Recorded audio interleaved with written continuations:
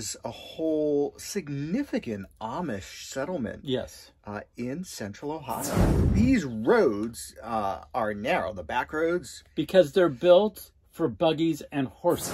Really, the question is it RV friendly? All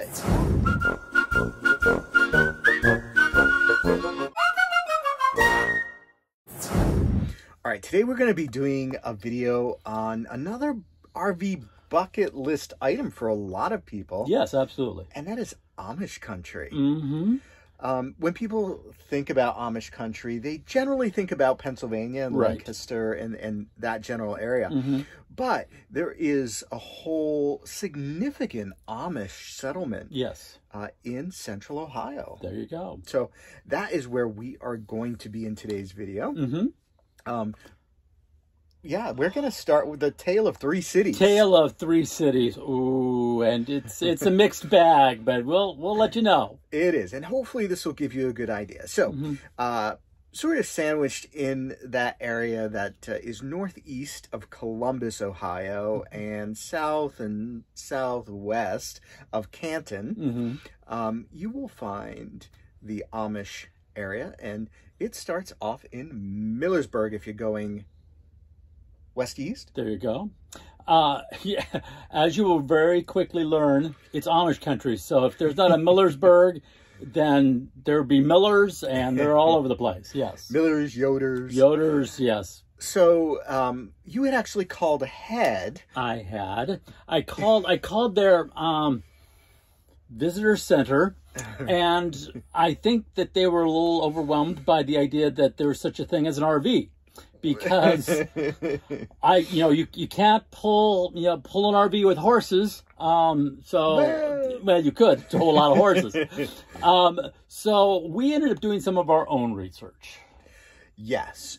So I think you got transferred over to the town clerk or something like that. But we finally figured it out. And had we just looked at the satellite map, which we do a lot. Yes, we could have figured it out. Probably. Yeah, we would have seen right on the outskirt of town there is where they have the public pool. Right. And like a play area, etc. And there's a large enough dirt parking lot there.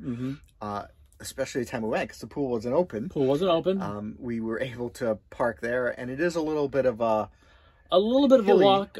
Yeah, a little hilly walk, but it's really not that far because you're on the edge of town. Exactly. And it's not a big town. Exactly. And, sometimes you may fly by the seat of your pants when you're going to these places and saying, we'll figure it out. But I will tell you, leading up to our jaunt through Millersburg, there was an electrical wire down across the road. Now, maybe 5-6 miles from Millersburg. Right. Now, when we say it was down across the wire, it was. So the traffic was stopped, blocked, and we were kind of going, what's going on? We finally figured out that they were turning traffic around. Yeah, and the problem is there really aren't any good detours. And I was flipping through the map and... And we were hesitant because we were 45 feet. We were towing that trailer still at the time. And, while I'm pretty good at driving it, these roads are narrow, the back roads. Because they're built for buggies and horses. Exactly. So we finally, after maybe 30 plus minutes, we did decide to turn around. That was a feat in of itself. It was fun. Yes. And take... a detour. Yes.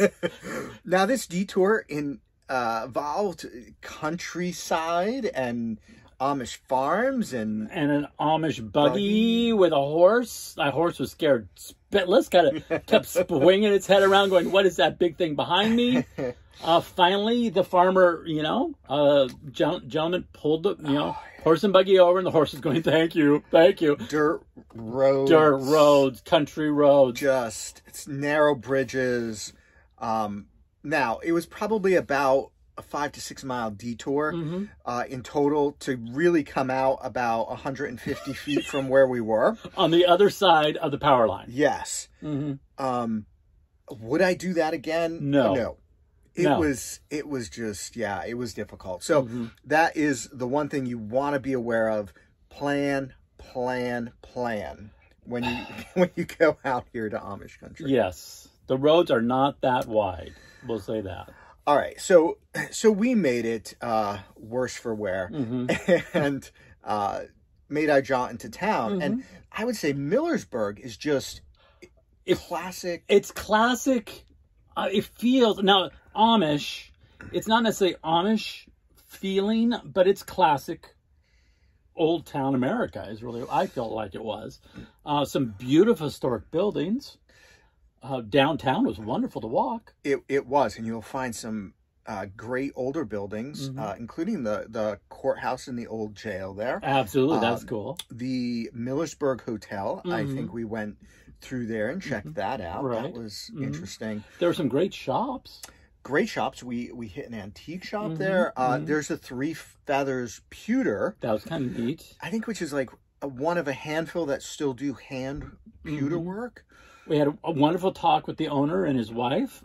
They were great. And that's the best part sometimes, right? Is to get those interactions. Absolutely. There's a brewery in town, and just there's an ice cream place in town. Oh yes, the ice cream. Miller's Creamery. Yes. Yes. Did we say there's a lot of Millers? If you hadn't guessed it. Yes. Even the post office, because we had to stop at the post office, was in an historic type building. I walked into it and went, whoa, this is a beautiful building. And it was the post office. So it was a great way, I think, to start off the visit to Amish country. And there is history. There are some signs there downtown. There's a little information area. Now, during the peak summer months, you're going to find more things open. Right. And a little bit busier. We were on the early part of the season, but still able to enjoy. Keep in mind that if you are going during the prime season, it's going to be a little tighter and a little bit more difficult to move your RV around the place. Yes. So. And we did drive through town with the RV on the way out, and there really is not a lot of parking, so you really do have to park over by the pool. Right. All right. So we experienced Millersburg. Yes. And we also experienced the next town. Berlin. So we had planned a couple of free overnights during our time in Amish country there in Ohio. The first was at the Yoder's Amish home. Right. And they are a harvest host. I will tell you, if you look on their website, they say we have RV parking, which is great. But we don't do overnight RV parking, but they still are in the harvest host system. Right. They close part of the year. We have a whole separate video on that. So check that out there. And then we ended up staying also, and that's technically in Millersburg, but not far from Berlin, right? Right. And then the other night we stayed at the Berlin Farmstead restaurant, which is right there in the heart of tourist Berlin. We'll be at that in just a second. Yes. So that's a place they're also a harvest host, but a lot of those Amish restaurants, if you give them a call, they're very likely, say, I'm coming in for dinner, we're enjoying the area, can we stay overnight in RV? And we did enjoy dinner, and it was really an amazing dinner. Yeah. If you haven't done an Amish style buffet, it just is great. Just home style food. Felt like Thanksgiving almost. It was amazing. It was. We waddled out of there, and they have nice benches outside. I think we sat out there for a bit before we meandered back to the rig slowly. Yes. Yeah. But that was a good time. Now, you gonna tackle Berlin? Let's take a break. So go ahead, hit that thumbs up. It gets more people seeing our video and allows our channel to continue growing. Visit our website, twobearstrekking.com. That has connections to both of our websites. I'm going to jump in here with some personal information really quick, and I hope you don't mind. One of the main reasons we decided to visit Amish country is because I'm Amish. And many of my ancestors actually come from this location. My first known Miller ancestor is John Miller, a native from Switzerland. He was known as Crippled or Indian John because of the wounds he received by the Indians at the Hochstetter massacre on September 1757. Isaac Miller, the grandson of Indian John, was one of the earliest pioneers of Walnut Creek Valley in Holmes County, Ohio. He settled on the south quarter section 12 of Walnut Creek Township and built a homestead there. He was only 19 years old. What you're seeing is the Isaac Miller homestead. This quarter section, it lies in the valley just north of the village of Walnut Creek and just west of Route 515. I got a great view of it just from the village. It is still maintained and operated by ancestors of Isaac Miller and is an active homestead. Pioneer Isaac Miller died at the age of 81 and is buried in a small cemetery on the northeast corner of his quarter section. The graveyards of the Amish are maintained by their families and their ancestors. My great-grandma Sarah and her husband left Holmes County around 1917. It was a great opportunity to visit the old homestead and see more about my family, ancestors, and heritage. Do any of you know anything about your heritage and your family? I'd be very interested to know. Okay, Randy, I'm going to kick it back to you now. All right, Berlin. I'm Berlin. kicking this one to you. Okay. Amish country. Now, I respect the Amish a lot. You understand why. But I feel like this is a very touristy town. Respectfully. There is Amish stuff around, yes, but there is also Chicago pizza. Okay? There is the Amish Leatherworks that we went into. And we looked for, yeah, it was in this big store that had all made in China. There was this little, where they did Amish. With a dozen Amish. Or less. It was ridiculous. Now, my mom, does quilting. So there's a wonderful quilting store. I went in there. That was kind of nice. Talked with the Amish ladies there. Had a great time. So there's a giant craft and antique. Oh, yes. Market, mall. Mm-hmm. Yes. There as well. So my take is it's very much geared towards tourists. Mm-hmm. And it's less authentic Amish than it is sort of faux Amish. It's faux Amish. For the tourist. Now, the only place that we will strongly suggest going to is the museum. It's the Amish Mennonite Historical Museum. Yeah. We have that as a part of Heritage Center. Definitely go there to learn a little bit more about the history of the Amish and the Mennonites. Yes, and they have is it a diorama? Diorama, huge, so, yes. Yeah, and that was interesting and worth the visit. Plenty of parking there.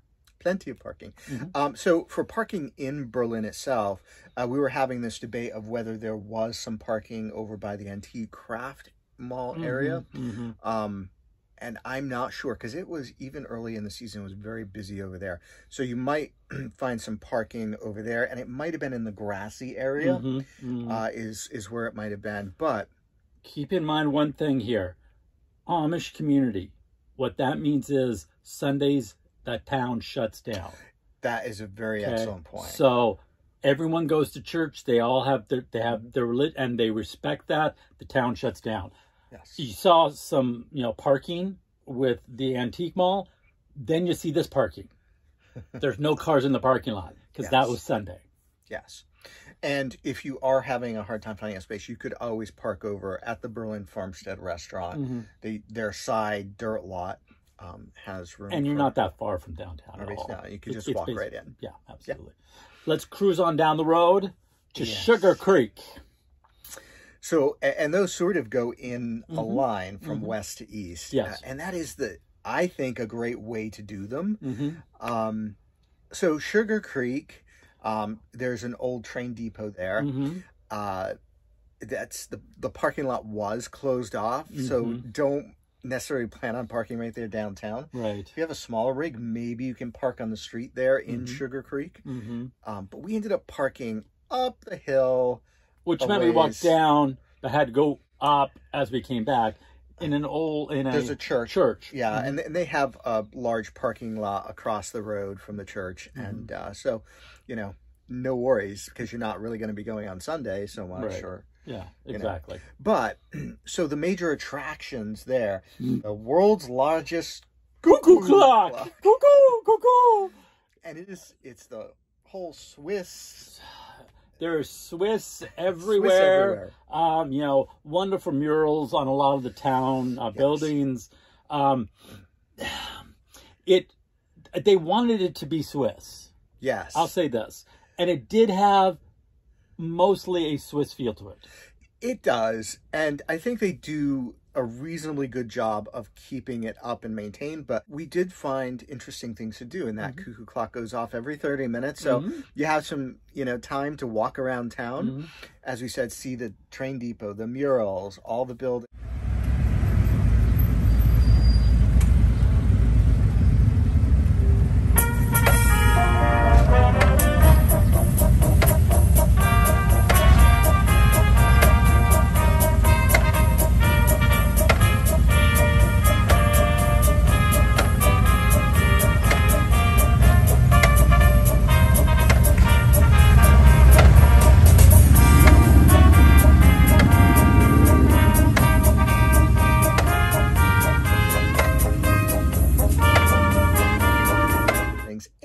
Was an interesting, fun little treat. Yes. What is it? Hangar 81. Hangar 81. Yes, it's antiques, but they called it something. It's like I don't know.